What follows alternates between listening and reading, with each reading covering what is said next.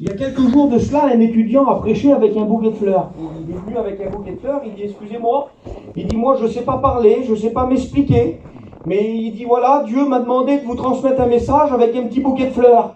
Alors il a été à Gien là-bas, puis il y a un rond-point, il a coupé des tulipes, il a fait un bouquet, il est venu avec les fleurs. Alors c'était peut-être enfantin pour ceux qui étaient là. Il était tout tremblant, il n'arrivait pas à parler.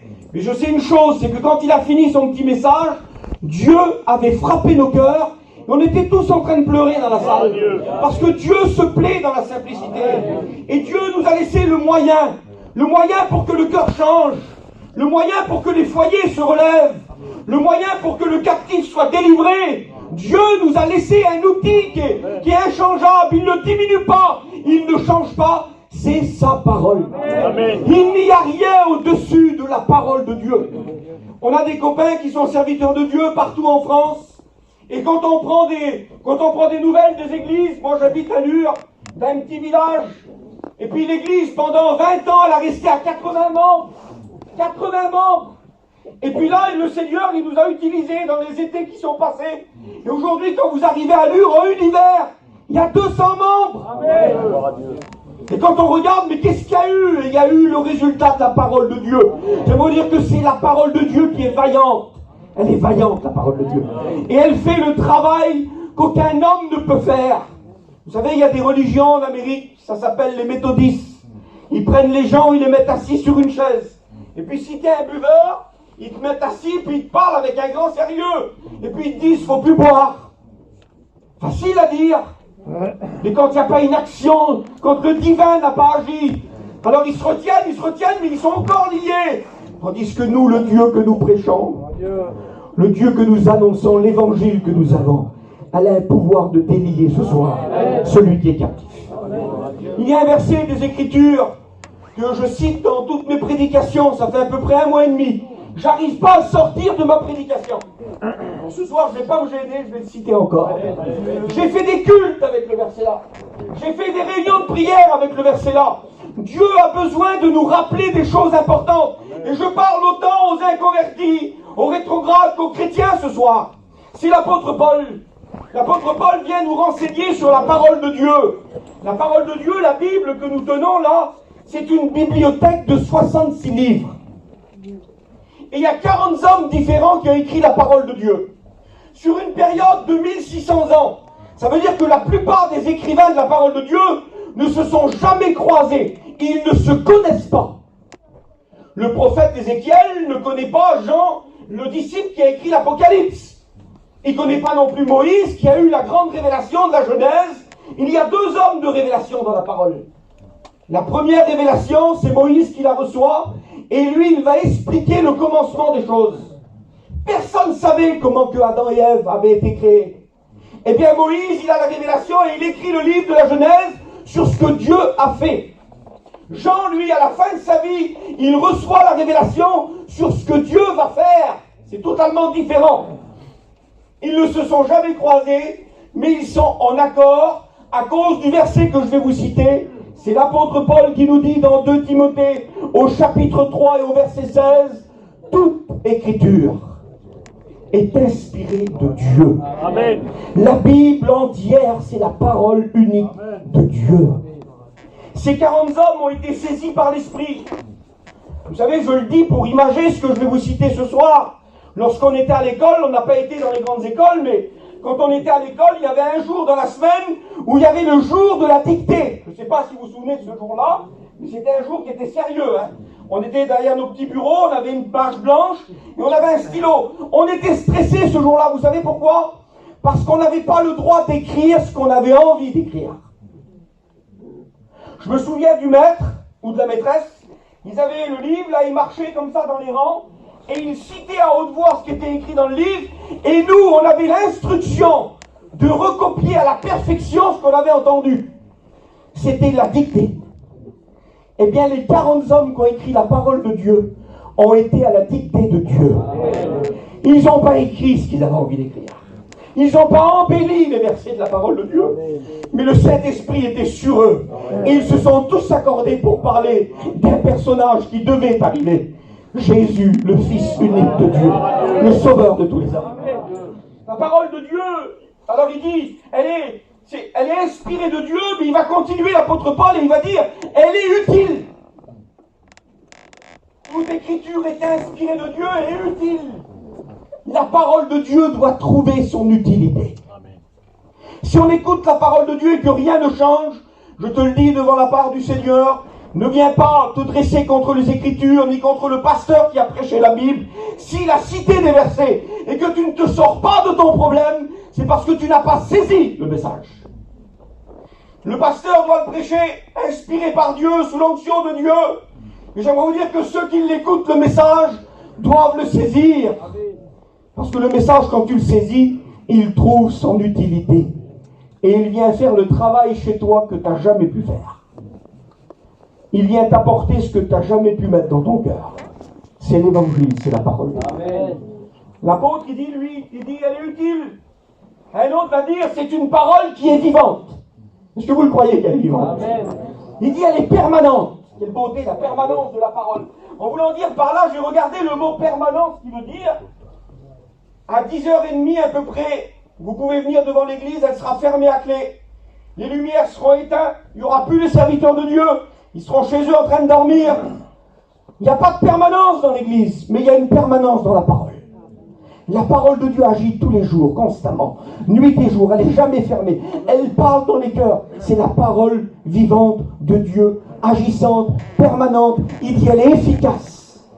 Est-ce qu'elle est efficace, la parole de Dieu? C'est une parole, il dit, qui est entièrement digne d'être reçue. Il faut que tu la reçoives entièrement. Elle vient faire le travail qu'aucun homme ne peut faire, la parole. Ma femme vous a expliqué qu'elle a passé par le deuil. Je vous le dis devant Dieu que quand ça nous est arrivé, j'ai eu de la crainte pour ma maison. Je pouvais faire ce que je voulais. J'ai resté avec elle pendant 6 mois sans travailler. Je ne voulais pas la laisser une seconde. Je restais chez moi. Ses cousines, ils sont venus. Des cousins sont venus, la famille est venue. Les oncles, les tantes, tout le monde était là, ils ont monté des chapiteaux. J'aimerais vous dire qu'un jour, pendant qu'on était dans cette misère, il y avait du monde autour de nous, mais personne ne pouvait rien faire. Et un jour, j'ai ouvert la porte de ma caravane, et sur son visage, j'ai vu que Dieu avait agi. Amen. Et quand je lui ai demandé qu'est-ce qu'il y a eu, elle m'a dit ça, la parole. La parole. La parole, c'est pas possible. Elle dit un seul verset. Un seul verset des Écritures. Il y en a 31 000 de versets. Eh bien, un seul verset pour elle. C'est écrit dans Romains 8. Elle a lu que les souffrances du temps présent ne sont rien comparées à la gloire à venir. Et le verset, c'était pas simplement des lettres sur un morceau de papier. C'était devenu un pansement pour son cœur. Un baume pour son âme, qui lui a rappelé l'espérance que les chrétiens ont. Bientôt nous rentrons au ciel. Et même que la famille et le mari avec de la bonne volonté étaient là, rien n'y faisait, mais les Écritures ont fait le travail que personne ne pouvait faire. Et depuis le temps, on est debout et on marche. Et je vous le dis devant Dieu, on ne marche pas en se traînant, on marche dans la paix. Parce que Dieu donne la paix. L'évangile, elle fait des choses que personne ne peut faire, j'ai écrit. Elle crée la foi dans les cœurs. Tout à l'heure, vous avez écouté TJ témoigner. Et je vais citer son exemple. Lorsqu'il est venu dans la mission, je m'en souviens, à Strasbourg. Et puis on a eu une discussion quelques heures après son arrivée et il nous a dit qu'il était athée. C'est-à-dire qu'il ne croyait ni en Dieu, ni au diable. C'est ça, l'athéisme. C'est des gens qui disent, il n'y a pas de Dieu, il n'y a pas de diable. Et puis il s'est installé avec son camping, il a assisté à quelques réunions, il a écouté les réunions de loin. Mais qu'est-ce qu'il a écouté pour qu'à la fin de la mission, il finisse devant la croix, en short, avec un maillot, il levait les mains au ciel. Qu'est-ce que tu as écouté? Vous savez ce qu'il a écouté? Il a écouté Zachée. Il a écouté Bartimée. Il a écouté les 10 lépreux. Il a écouté que Jésus calmait la tempête sur la barque. Qu'est-ce qui se passe? Ce message-là, si simple que ça, fait de nous des hommes qui se mettent devant une croix, devant 300 personnes après. Oui, vous savez ce qu'elle fait, la croix, la parole de Dieu? Elle crée la foi dans les cœurs. La parole de Dieu vient de ce qu'on entend. Et ce que l'on entend vient de la parole de Dieu. Et après avoir écouté quelques messages, c'était un homme qui croyait dur comme fer qu'il y avait un Dieu au ciel, qu'il avait donné son fils pour lui. et qu'il fallait l'accepter pour être sauvé. La parole de Dieu, elle s'accepte. Le message, il se reçoit. Et une horloge, je prends un petit peu de temps, pardonnez-moi. Mais je suis bien dans mon cœur. Vous savez comme je suis heureux de prêcher la parole de Dieu ce soir. La parole de Dieu, elle se reçoit. En 2009, j'ai été en Hongrie. J'ai été reconnu serviteur de Dieu. Et on est parti à l'école biblique de Gdansk en Hongrie avec une équipe de garçons. On est resté 12 jours pour l'école biblique. Et puis un soir, les enseignants viennent vers nous et ils disent, voilà, on avait une réunion à faire à 30 km, mais on ne peut pas y aller. Il y a un problème dans l'école biblique avec les... Alors Esaïe vient vers moi avec Lazo, puis ils disent, écoute, toi tu es reconnu, tu vas prendre les garçons avec toi, puis tu vas aller assurer la réunion à 30 km. Et puis on prend le petit bus, et puis on arrive dans un village qui s'appelle Gyulai en Hongrie. Ça ne vous dit rien à vous, mais il n'y avait pas de chrétiens, il n'y avait rien du tout. Et puis quand on arrive dans le village, j'arrive dans une maison, moi la maison par terre c'est de la terre, il n'y a rien qui frappe les regards, et en face de moi il y a un petit foyer. L'homme, la femme et l'enfant. Et c'est moi qui dois prêcher le message de la parole de Dieu. Mais quand vous prêchez en Hongrie, vous êtes interprété en manouche et dans la langue du pays. Donc ça faisait 3 interprétations pour qu'ils reçoivent le message. Et le petit foyer était là, assoiffé de ce qu'on allait leur dire. Ils étaient attentifs à ce qu'on allait leur dire. Et moi je savais que si je prêchais 5 minutes, ça faisait un quart d'heure de message. Donc je voulais bien choisir les textes. Et je vais vous expliquer le message que je leur ai prêché. J'ai pris dans l'évangile lorsque Jésus arrive sur Jérusalem et qui dit, Jérusalem, Jérusalem, combien de fois j'ai voulu te rassembler comme une poule rassemble ses poussins, mais tu n'as pas connu le temps où tu as été visité. Je termine la lecture et je dis juste ça. Il faut connaître le temps et saisir le temps où Dieu nous visite. Et donc moi je prêche en français, interprété en manouche, dans la langue du pays, et le message il part là-bas. Et quand il part là-bas, la femme elle dit, moi je veux poser une question au pasteur. Je venais juste de commencer. Et puis l'interprète il dit, elle voudrait poser une question. Ben, je dis qu'elle pose sa question. Et la question c'était celle-ci. Je voudrais demander au pasteur à quel moment précis Jésus va visiter ma maison. Et puis la question quand elle arrive, j'ai compris qu'elle avait compris le message. J'ai dit lui que la Bible elle dit que lorsque 2 ou 3 on est rassemblés en son nom, il est au milieu de nous. Jésus il est là. Vous savez ce qu'elle dit elle? Elle dit, dis au pasteur qu'il peut arrêter de prêcher, je l'accepte tout de suite. Je saisis le message. Aujourd'hui, c'est les serviteurs de Dieu de la ville de Gyulai. Ils ont saisi le message. Et le message, tu pourras en écouter pendant des années et des années. Tu pourras écouter les plus grands prédicateurs prêcher. Tu pourras connaître les points de la doctrine. Tu pourras connaître le grec et l'hébreu. Tant que le message, tu ne le mets pas dans ton cœur et tu lui dis, fais le travail que je ne peux pas faire, tu resteras comme tu es. Mais si tu prends le message, c'est un message qui est vaillant, courageux. C'est un message qui est efficace. Il est permanent, il est vivant, il est à la hauteur de toutes les difficultés, de tous les problèmes. Encore avant-hier, j'ai expérimenté la puissance de Dieu. Une famille m'a appelé au téléphone, c'était la guerre. C'était la guerre officielle, 2 familles devaient s'entretuer. Et puis je parlais avec les chrétiens, on va faire comme ci, on va faire comme ça. Je dis écoutez, il n'y a pas d'arrangement, on avait retourné la situation dans tous les sens. Il n'y en a pas d'arrangement. Le seul qui va arranger l'affaire, il s'appelle Dieu. Amen. Et on a mis en pratique les conseils de la parole de Dieu. Les conseils de la parole de Dieu, c'est l'humilité, c'est le rabaissement, c'est le pardon. C'est revenir en arrière. Je dis, il faut le faire. Il n'y a pas d'autre moyen, sinon c'est la guerre. On a cité la parole de Dieu. On a prié le grand Dieu du ciel. C'était des familles qui se déchiraient pour un enfant.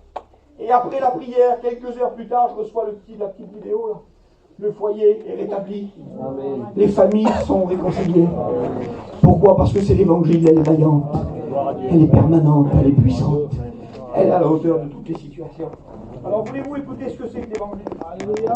C'est quoi l'évangile? C'est compliqué l'évangile? Ben non. Moi je suis à l'école biblique là-bas, puis j'apprends tous les jours encore. Dieu me ramène à l'école de la simplicité. Il n'y a rien de compliqué dans ce que je vous dis, mes frères. Et je voudrais être de plus en plus simple. Parce qu'il y a plein de besoins parmi nous. Il y a plein de cœurs qui souffrent. Il y a plein de gens qui viennent dans nos réunions pour trouver des solutions. Et j'en suis convaincu que le cœur qui souffre, il ne vient pas pour écouter un prédicateur étaler sa connaissance. il vient pour repartir avec un petit mot de Dieu dans son cœur et avec la guérison pour son âme. L'évangile, c'est quoi? Alors écoutez, il y a des hommes qui ont posé la question à Jésus. Et ils sont venus, mais il n'est pas venu tout seul, l'homme, poser la question. Ils sont venus à plusieurs, c'était des Juifs. Et les Juifs connaissaient la parole de Dieu. Ils lisent la Torah. Et ils s'approchent de Jésus. C'est dans l'évangile de Jean, au chapitre 6 et au verset 28. Écoutez ce qu'ils vont dire. Quelle question intéressante. Quel bon ressentiment. Quel bon état de cœur. Ils s'approchent de Jésus tous ensemble. C'est des hommes de la religion et ils vont poser la question et lui dire: que devons-nous faire pour accomplir les œuvres de Dieu? Et Jésus va répondre, j'adore sa réponse. Jésus leur répondit: l'œuvre de Dieu, c'est que vous croyez en celui qui l'a envoyé. Et eux, ils viennent avec l'ancienneté de la religion. Quand Jésus leur dit: écoutez, vous me demandez de faire parce que l'homme, il croit toujours qu'il faut faire pour changer sa vie. Mais Jésus dit: je vous ai rien demandé de faire. Je vous ai simplement demandé de croire en celui qui a été envoyé. C'est moi qui ai été envoyé. C'est Jésus qui a été envoyé. Et eux, ils arrivent. Et puis alors, ils se disent: comment on va croire sans démonstration, sans miracle, sans prodige, sans paralytique qui marche? Comment on va faire pour croire? Écoutez leur question. Il dit: mais quel miracle fais-tu? Quel miracle fais-tu? Lui dirent-ils, afin que nous le voyions ce miracle et que nous croyons en toi. Que fais-tu? Ils disent à Jésus. Parce que j'aimerais vous dire que l'homme et la femme aujourd'hui est friand de ce qui frappe les regards. C'est le miracle, c'est le prodige, c'est l'évangile avec de l'éclat. J'aimerais vous dire que ça change personne tout ça. Comment, Gershom, tu dis qu'il y a un miracle, ça change personne? Je vous le dis officiellement. C'est pas le moyen que Dieu a pris pour changer le cœur des hommes. C'est pas comme ça. Quand vous lisez 1 Corinthiens 1, 18, écoutez bien, l'apôtre Paul, il nous fait gagner du temps, nous les prêcheurs. Il dit: les garçons, quand vous allez prêcher, il va dévoiler l'auditoire, l'apôtre Paul. Il dit: il y aura des juifs, et les juifs, ils demandent des miracles. Il dit: il y aura des grecs parmi vous. Et les grecs, eux, ils cherchent la sagesse. En voulant dire, ils veulent remplir leur cerveau de connaissances, de sciences. Il dit: voilà, il y aura deux catégories de personnages quand vous prêcherez. Et les gens vous réclameront des miracles. Ils réclameront de la connaissance du grec, de l'hébreu. Il dit: nous, que Dieu soit béni, il dit: nous, ça ne marche pas comme ça. Il dit: nous prêchons Christ crucifié. C'est un scandale pour les païens. C'est ça, hein? Mais c'est une puissance de Dieu pour nous. Les miracles ne changent personne. Bizarre, il change ce que tu dis. Jésus a fait des miracles. C'est vrai qu'il a fait des miracles. Le plus grand miracle qu'il veut faire ce soir, c'est la nouvelle naissance. Vous savez, j'ai une nièce, je le cite en ce moment dans les églises, qui a été guérie miraculeusement par la puissance de Dieu l'année dernière. Elle était rétrograde et elle a eu une maladie de la cage thoracique, les os. Une maladie évolutive des os qui se dirigeait en direction des organes vitaux. Et à un moment donné, la petite, là, les os, ils pressaient sur son estomac, elle ne pouvait plus manger. Elle a 21 ans. Et puis, elle ne pouvait plus se nourrir, des douleurs, elle commençait à être courbée, elle ne pouvait plus faire ses petites affaires. Et puis, j'ai été lui proposer quelque chose. Je dis: voilà, ma nièce, le médecin, il t'a dit qu'il fallait t'opérer, qu'il fallait poser des appareils en toi, et puis l'année prochaine, réouvrir pour mettre d'autres appareils en toi. Tu pars pour 3 ans de médecine, 3 ans d'alitement, 3 ans handicapé pratiquement. Je dis: écoute, ma nièce, tu te prépares un petit peu dans ton cœur, tu demandes à Dieu qu'il te fasse une grâce, et puis après on va t'imposer les mains tout simplement comme l'évangile le dit. Il n'y a rien de compliqué dans l'évangile. Et puis alors elle s'est préparée pendant quelques jours, et puis un jour elle a dit: c'est bon. Alors on a été dans le camping, on a parlé avec elle. Et puis je vous le dis, c'est moi qui l'ai vu, personne ne me l'a raconté.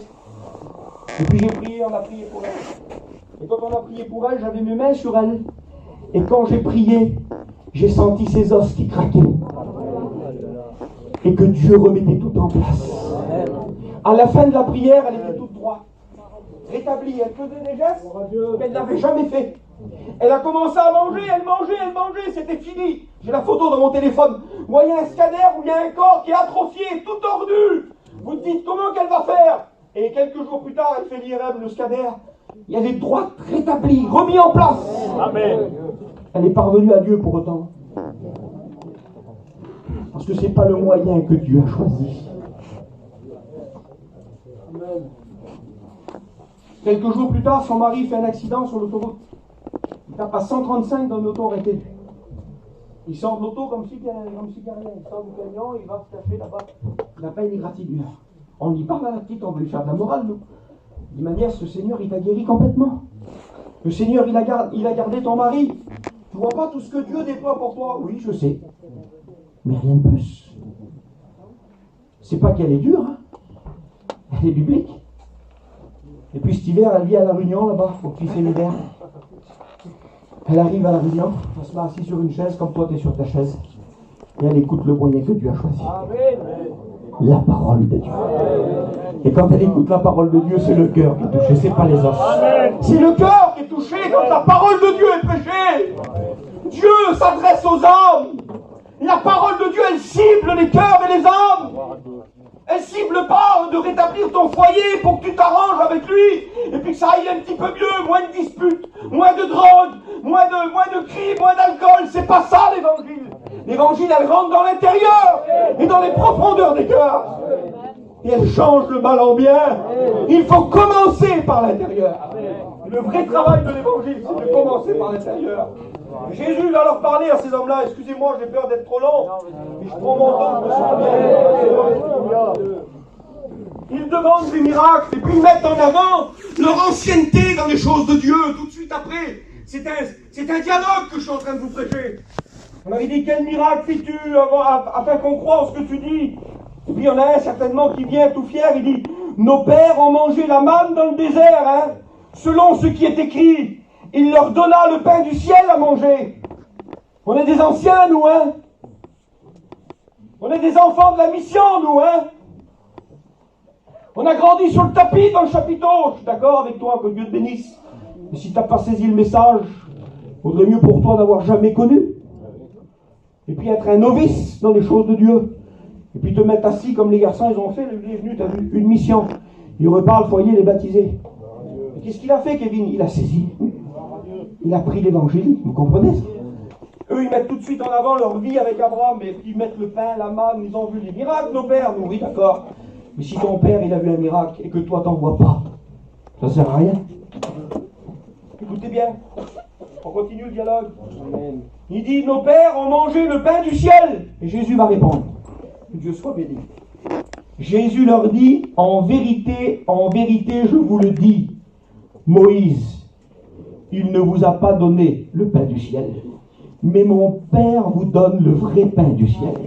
Car le pain de Dieu, c'est celui qui descend du ciel et qui donne la vie au monde. Ils lui dirent, Seigneur, donne-nous toujours de ce pain. Et Jésus se présente en disant, Jésus leur dit, je suis le pain de vie. Celui qui vient à moi n'aura jamais faim, et celui qui croit en moi n'aura jamais soif. Le vrai pain, la vraie évangile. Pas l'évangile de surface, l'évangile de profondeur. T'enlèves ton ancienneté, t'enlèves les expériences que tu as vécues, et tu viens devant le vrai pain de Dieu. J'aimerais vous dire que quand il arrive et qu'il se présente là, c'est du pain tout fait. Il est prêt à être distribué. Écoutez bien, merci, il est prêt à être distribué. Mais quelques jours avant, il n'était pas le pain là. Il n'existait pas, Bibop. Le pain là n'était pas arrivé. Vous savez qu'on vit dans un temps de grâce. Il faut bénir Dieu de vivre dans le temps de la grâce, dans le temps où Dieu donne encore son pain. Parce qu'avant qu'il arrive, le monde vivait dans la famine spirituelle. Ils avaient faim, les gens. Ils avaient faim d'espérance. Ils avaient faim de délivrance. Ils avaient faim de pardon de leurs péchés. Mais ça n'arrivait pas. C'était couvert sous la loi, c'était un petit peu plus tard, c'était des sacrifices de culpabilité, il fallait toujours recommencer, tandis que là, ils sont en face de la véritable solution, elle s'appelle Jésus, c'est le pain préparé en haut. Amen. Alors c'est merveilleux la parole de Dieu, je me régale. Il est arrivé, merci Seigneur pour l'arrivage, mais il y a eu une préparation. La parole de Dieu que je vous disais tout à l'heure, qui nous révèle tout, elle vient nous expliquer les conversations qu'il y a dans le ciel. C'est pas possible. C'est impossible. C'est une parole de révélation. Elle nous explique les conversations qu'il y a eu au ciel. Et là, elle va nous citer la conversation qu'il y a eu entre la divinité, La divinité a parlé dans Ésaïe au chapitre 6 et au verset 8. Et on va le lire ensemble. Et on va détailler le verset là ensemble. Écoutez bien, il n'y avait pas le pain encore. Le pain de vie n'était pas sur la terre. Et Dieu va poser une question. Qui enverrai-je? Qui marchera pour nous? Qui marchera pour nous? Alors certains disent que c'est l'appel au ministère d'Ésaïe. Vous savez que c'est un texte qui est discuté, mes frères. Mais nous, avec un petit peu de connaissance qu'on a, on renverse tous les faux raisonnements et on ramène le texte à la réalité. Puisque quand vous lisez le texte, regardez comment c'est cité. Qui enverrai-je? Qui marchera pour nous? Et quand vous prenez le mot marcher en hébreu, écoutez bien, il a 4 significations. Et vous savez ce qui veut dire le texte? Qui va descendre? Qui va aller? Qui va porter? Et qui va mourir? Jésus-Christ est venu. Jésus-Christ a marché. Jésus-Christ a porté. Jésus-Christ est mort pour toi. Voilà la question que le Père a posée au Fils. Et le Fils va répondre. Et j'aime la parole de Dieu parce qu'il répond avec une précision. Vous savez ce qu'il dit dans le texte littéral? Là dans ma Bible c'est écrit, me voici, envoie-moi. Mais le véritable texte il dit, ne cherche plus, ce sera moi. Et dans un autre texte il dit, c'est bon, mon Père, je suis prêt. Le pain était prêt. Le plan divin avait été accepté pour nourrir tous les hommes et toutes les femmes. On est en 2023 et les chrétiens de cette assemblée mangent encore ce pain. Et j'aimerais vous dire que dans les temps qui courent, avec tous les faux docteurs et toutes les fausses doctrines, et les petits clowns qui sont autour de nous en train de faire de l'évangile un sujet de raillerie, le pain de l'évangile nous suffit à nous. On ne mangera pas d'autre pain que ce pain. On mangera le véritable pain de la parole. Ça fait 27 ans que je suis baptisé, moi. J'ai 40 ans dans 3 jours. J'ai jamais dit je mange plus. J'ai jamais dit mes cœurs. J'ai jamais dit j'en ai trop mangé, au contraire. Il est la perfection pour mon âme. Il est la nourriture qui me pousse à marcher jusqu'à l'autel. Le pain avait accepté le plan. Ça y est, mon Père, je suis prêt. Du pain qui était prêt. Mais il n'était pas là. Il fallait qu'il arrive. Alors la Bible dit que Dieu est l'architecte et le constructeur du plan. Et vous savez ce qu'il fait, Dieu? Il est dans le ciel, et puis il déploie la carte du monde, il regarde le monde, il est tellement grand, je ne sais pas comment il a fait, mais il a regardé la planète Terre, et puis il a commencé à faire comme un zoom, comme ça. Puis il a zoomé sur Israël, et puis il a vu un petit village. Écoutez bien le petit village, on va lire la prophétie, parce que Dieu a animé les prophètes, il anime Michée, c'est pas possible. Entre Ésaïe et Michée, il y a à peu près 300 ans. 300 ans après, Michée, il vient. Lui, il prophétise la préparation du pain. Michée, lui, prophétise l'arrivée du pain. À l'endroit précis où il va arriver. Quelle beauté, c'est Dieu. Et vous savez quelle est la prophétie? C'est Michée 5.1. Et toi, Bethléem, Ephrata, petite d'entre les milliers de Juda, de toi sortira pour moi celui qui dominera sur Israël, et dont les activités remontent aux temps anciens, au jour de l'éternité. Et là, le Seigneur va remettre les choses à l'heure. À l'endroit, écoute, il dit, t'es une petite ville, tu vaux pas grand-chose. Il y en a 1000 autour de toi qui sont plus intéressantes. Mais il dit, moi, j'ai misé sur toi. C'est ici que le pain va sortir. Et la petite ville, elle est honorée, plus qu'honorée, Bethléem, Ephrata. Vous savez ce que ça veut dire, Bethléem, Ephrata? Ça veut dire maison du pain, ouvre-toi. Il y en a plein qui le voient descendre, le pain, mais il ne s'ouvre pas. Ce soir, tu peux être une Bethléem, Ephrata. Il faut ouvrir ton cœur pour que le pain naisse, pour que le pain arrive, pour que le pain descende. Écoutez bien, il dit, voilà, il va naître, mais je remets les choses dans l'ordre. Il dit, lui, c'est pas un nouveau qui va travailler, hein. C'est pas un nouveau travailleur que je vous envoie, le pain que je vous emmène là. Il dit non, il dit ses activités, il remonte aux temps anciens. Il travaillait déjà avec moi dans l'éternité. Il jouait sur le globe de la terre. Quelle beauté, Seigneur. Il parle de Jésus. Le pain doit arriver. Mais voilà, il y a un souci. Il y a un souci pour nous les hommes parce qu'on est logique, on calcule. Comment que je vais faire pour recevoir le pain? Ma famille, mon mari, ma belle famille et tout mon péché, tout le monde calcule.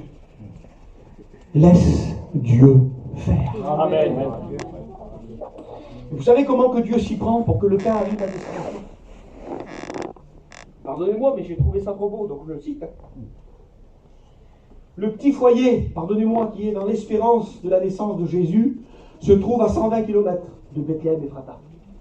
Pas possible, il n'y a pas d'autoroute, il n'y a pas de route, comprenez bien, comment qu'on fait? Ils ne sont pas au courant, eux. Ils attendent simplement ce que Dieu avait promis.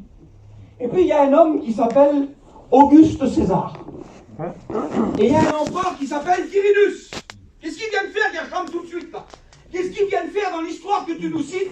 Que Dieu a parlé dans le ciel, que la prophétie concernant Bethléem, elle arrive. Qu'est-ce qu'ils viennent faire? Eh bien, eux, c'est des païens. C'est des païens qui ne connaissent pas la puissance de Dieu. Mais un jour, il se lève, lui, pas comme les autres, et puis il dit, j'ai envie de recenser toute la terre. Comment t'as envie de recenser toute la terre? Mais ça a sorti d'où, ça? Il ne le sait pas, lui, il croit que c'est un homme terrible, Auguste César. Mais c'est Dieu qui a mis l'idée dans la tête pour que le petit foyer se déplace de 120 km et qu'il aille dans sa ville de naissance pour se faire recenser. Alors écoutez, l'idée, elle arrive, il faut faire connaître le plan. Certainement que c'est comme ça, parce que c'est comme ça dans la loi. La Bible, elle dit, l'histoire juive nous dit qu'il y avait des petites places dans les villages, et puis quand un décret était signé, il y avait le sceau là de l'empereur, et puis on partait avec la lettre, et il y avait des messagers qui arrivaient dans toutes les villes. Et moi j'imagine le petit foyer, qui ne sait pas comment faire. Il ne sait pas comment accomplir la prophétie. Joseph et Marie, eux, ils ont accepté. Si tu acceptes, Dieu conduira toutes choses. Et puis le petit messager vient sur la place du village, et puis il lit le décret de l'empereur César Quirinus. Il dit voilà, une décision a été prise là-bas, on ne sait pas pourquoi, mais il faut que tout le monde qui est né dans la ville où il est né, qu'il aille se faire recenser. Et puis Joseph regarde ses papiers comme un gitan. Puis il dit ma femme, il faut qu'on aille faire les papiers. Je suis né à Bethléem, moi. Il faut qu'on aille là-bas pour se faire recenser. Mais le plan de Dieu se met en route. La volonté de Dieu se met en route. Parce que Dieu arrive toujours à ses fins. On ne se met pas entre le chemin de Dieu. Amen. Ne vous mettez jamais en travers de Dieu. Il aura toujours le dernier mot. Et puis le petit foyer part, ils arrivent, l'hôtellerie, ils frappent, on voudrait dormir. Pas de place. Combien il y en a qui disent pas de place? Dans nos réunions, s'ils auraient su qui c'est qui allait venir au monde, j'en suis convaincu que les hôteliers, ils auraient foutu les plus riches dehors. Sortez dehors. Mais on a payé, sortez, il y a quelque chose de plus important, de plus grand. Il va rassasier le cœur des hommes pendant des temps et des temps, jusqu'à son retour. Il va pourvoir aux besoins spirituels de toute l'humanité. Sortez, on le fait rentrer. Mais personne n'a compris le message. Personne n'a compris. Pas de place à l'hôtellerie. Alors ils arrivent dans une étable, et puis là on va lire la parole de Dieu. Voulez-vous qu'on lise la parole de Dieu? C'est une lecture qui est un peu lente, mais je veux la faire de lire la parole de Dieu. Puisque c'est elle qui a la puissance ce soir, on va lire la parole de Dieu. La Bible, elle dit ça, elle enfanta son fils premier-né. Elle l'emmaillota et le coucha dans une crèche, parce qu'il n'y avait point de place pour eux dans l'hôtellerie. Il y avait dans cette même contrée des bergers qui passaient dans les champs les veilles de la nuit pour garder leurs troupeaux. Et voici, quelle beauté, Seigneur. Et voici un ange du Seigneur leur apparut. Et la gloire du Seigneur resplendit autour d'eux. Ils furent saisis d'une grande frayeur. Mais l'ange leur dit, ne craignez point, car je vous annonce une bonne nouvelle, qui sera pour tout le peuple le sujet d'une grande joie. C'est qu'aujourd'hui, dans la ville de David, il vous est né un sauveur, qui est le Christ, le Seigneur. Et voici à quel signe vous le reconnaîtrez. Vous trouverez un enfant emmailloté et couché dans une crèche. Et soudain, il se joignit à l'ange une multitude de l'armée céleste, louant Dieu et disant « Gloire à Dieu, gloire à Dieu dans les lieux très hauts et paix sur la terre parmi les hommes qui l'agréent. » Le pain venait d'arriver. J'imagine la scène dans le ciel, parce que vous savez, il y a des choses qu'on réalise, c'est des logiques évangéliques, des logiques bibliques, mais pendant 33 ans et demi, le trône de Dieu, le trône de la droite, là, restait vide. Le Fils avait quitté le ciel. Il était parti faire sa mission de distribution pour tous nos foyers et nos maisons. Il est arrivé. Il est arrivé. Dieu le sait qu'il est arrivé. Il aurait pu dire, on va attendre quelques jours pour annoncer, on va attendre la Pâque ou ce que vous voulez. Non, non, non. Non, non, c'est une nouvelle qui est trop importante. Il faut l'annoncer tout de suite. Dis vite à un ange qui va prévenir tout le monde que ça y est, il est arrivé, le Sauveur du monde. Le pain qui descend du ciel. Celui qui va rassasier toute l'humanité et venez d'arriver. Amen. Et j'aimerais te demander ce soir, est-ce que tu voudrais de ce pain? Est-ce que tu veux de ce pain? Le pain de la guérison pour ton âme. Le pain de la délivrance pour ton péché. Le pain du salut pour le salut de ton âme. J'aimerais vous dire qu'il n'y a pas d'autre solution que ça. Nos missions sont belles, vous l'avez écouté, mais sans la parole, il n'y a rien. Sans l'évangile, il n'y a rien. Ce n'est pas une ambiance, l'évangile. C'est beaucoup plus haut que ça, c'est beaucoup plus grand que ça. C'est accepter le message ce soir dans vos cœurs. Est-ce qu'il y aurait quelqu'un qui voudrait accepter le message? J'ai terminé, j'ai fini de prêcher. Il est venu au monde, il était Seigneur, il était Sauveur, il était le Christ. Et j'aimerais vous dire qu'on est en 2023, il est toujours le Sauveur, il est toujours le Seigneur, il est toujours le Christ. Et il est toujours le pain qui rassasie nos âmes. Je vous le dis devant Dieu, que je ne vous triche pas ce soir. C'est la meilleure nourriture que vous trouverez. Il n'y a pas meilleur que le pain de Dieu. Alors je voudrais qu'on prie le Seigneur un instant. On peut prier le Seigneur un instant, mes frères. Mes frères, je voudrais faire un petit appel après. Que Dieu soit béni.